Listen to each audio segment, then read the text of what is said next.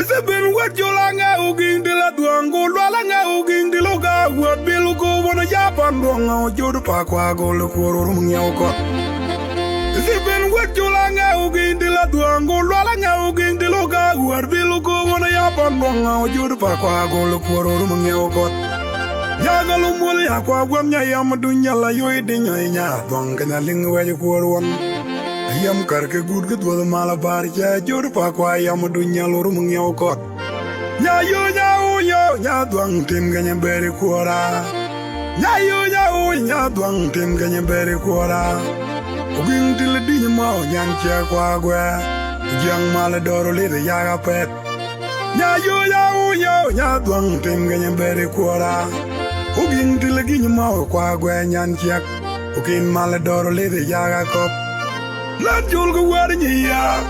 ugin dil warnya kore timi jaling mana winya nong nya otara pai gumatum koron wanya kwa gu itenda pa bel ugin dil warnya kore timi jaling mana winya nong nya otara pai gu akonyange kone wanya kwa gu itenda pa bel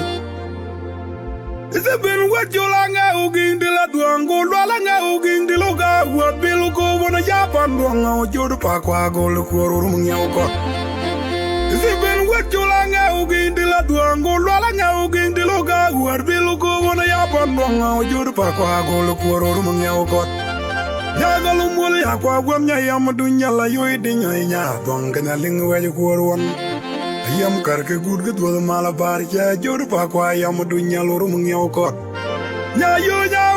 nya duang tim ganya beri kuara nya yo nya duang tim ganya beri kuara oging til di ma nyan che kwa gwe jang mala doro le ya ga pet nya yo nya duang tim ganya beri kuara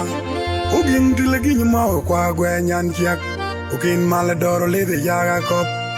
La julga warnya